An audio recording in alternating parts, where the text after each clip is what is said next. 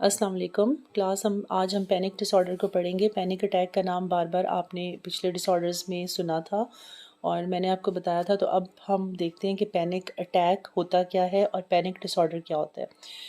Panic disorder एक अलग से डिसऑर्डर है जिसके अंदर पैनिक अटैक होता है। उसका क्राइटेरिया क्या है वो हम देख लेते हैं। पैनिक डिसऑर्डर में ये होता है कि रेकरेंट अनएक्सपेक्टेड पैनिक अटैक्स आते हैं और ये जो पैनिक अटैक्स हैं ये अब्रप्टली आते हैं और जिनमें एक abrupt surge of intense fear होती है और ये एक ऐसा डिस्कम्फर्ट है जो विद इन मिनट्स एक पीक को पहुंच जाता है। मतलब सिम्टम्स जब स्टार्ट होते हैं, जब ये फियर की फीलिंग या पैनिक की जो पैनिक अटैक जब स्टार्ट होता है तो पहले शुरू में सिम्टम्स जो है इतने ज़्यादा सीवियर नहीं होते, हल्के हल्के सिम्टम्स से विद इन मिनट्स जो हैं ये सिम्टम्स, ये जो डिस्कम्फर्ट है, ये जो पैनिक की जो सिचुएशन है, जो सिम्टम्स अभी आपको मैं बताऊंगी कि कौन से इसमें होते हैं, ये सारे विद इन मिनट्स जो हैं ये एक पीक पे पहुंच जाते हैं। और इस सिचुएशन के दौरान, इस डिस्कम्फर्ट की फीलिंग के दौरान, इस पैनिक अटैक के दौरान 13 सिम्टम्स में से कम से कम 4 सिम्टम्स होने चाहिए। ठीक है, अगर 4 सिम्टम्स होंगे तो हम कहेंगे कि जी इसको पैनिक डिसऑर्डर हम नेम करेंगे, 4 या 4 से ज़्यादा। तो ये जो सिम्टम्स हैं ये फिज़िकल सिम्टम्स भी हैं और कॉग्निटिव सिम्टम्स भी हैं। 2 तरह के सिम्टम्स होते हैं पैनिक अटैक में, एक फिज़िकल सिम्टम्स और दूसरे हैं कॉग्निटिव सिम्टम्स।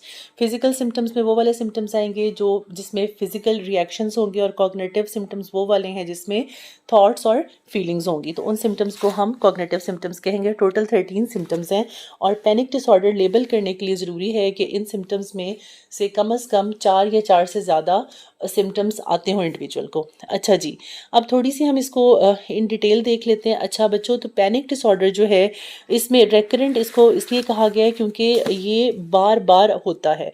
और 2 तरह के पैनिक अटैक्स होते हैं, एक अनएक्सपेक्टेड पैनिक अटैक्स हैं और एक एक्सपेक्टेड पैनिक अटैक्स हैं।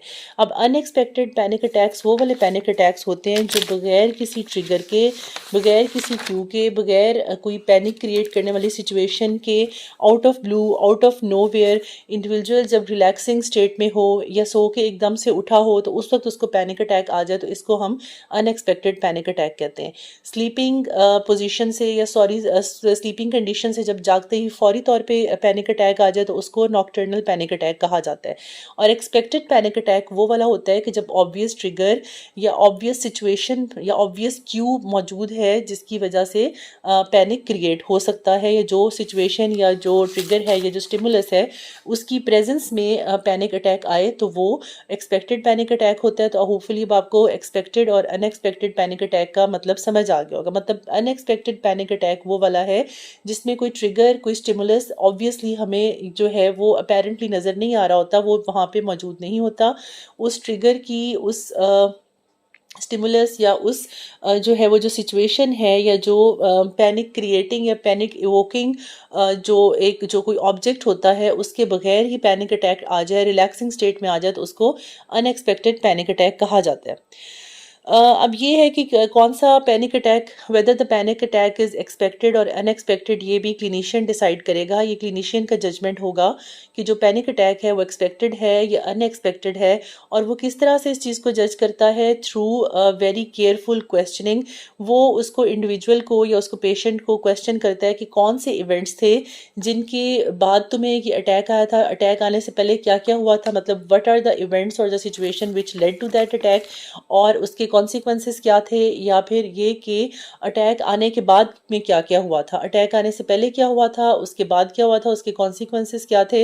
इन चीज़ों के बारे में उससे क्वेश्चनिंग करता है क्लिनिशियन पेशेंट से, और उससे ये भी पूछता है कि उसकी अपनी जजमेंट या उसकी अपनी इंटरप्रिटेशन पेशेंट की क्या है कि ये जो पैनिक अटैक्स थे ये किसी ऑब्वियस रीज़न की वजह थे या उस ऑब्वियस रीज़न की वजह से नहीं था। तो अपनी भी जजमेंट इसके अंदर उसकी क्लाइंट की जो है वो उसको भी देखा जाता है।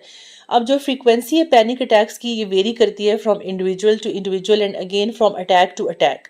तो अब फ्रीक्वेंसी का मतलब ये है कि जी कितना फ्रीक्वेंटली किसी को पैनिक अटैक आता है। जो मोर फ्रीक्वेंट पैनिक अटैक्स हैं वो वाले पैनिक अटैक्स होते हैं जो एटलीस्ट वंस पर वीक एक पैनिक अटैक, हफ्ते में एक पैनिक अटैक आए, for months at a time, मतलब कई महीनों के लिए हफ्ते में एक पैनिक अटैक आए फुल सिम्टम्स के साथ, तो उसको हम कहेंगे अ फ्रीक्वेंट पैनिक अटैक। या फिर छोटे छोटे शॉर्ट आउटबर्स्ट, मतलब पैनिक के जो सिम्टम्स हैं वो डेली आते हों, तो इसको हम फिर जो है फ्रीक्वेंट पैनिक अटैक कहेंगे।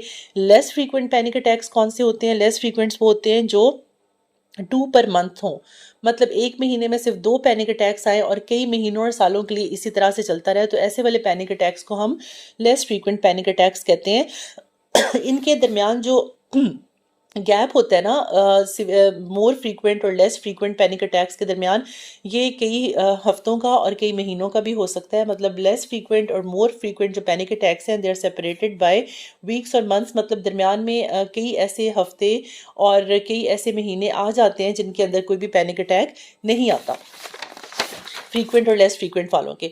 अब ये जो लोग जो कि पीपल विद फ्रीक्वेंट और लेस फ्रीक्वेंट पैनिक अटैक्स जो होते हैं, इनमें सिर्फ जो फ़र्क है वो फ्रीक्वेंसी का है कि उनको कितनी दफ़ा पैनिक अटैक आता है। अदरवाइज इनकी जो इनमें काफ़ी ज़्यादा सिमिलैरिटीज़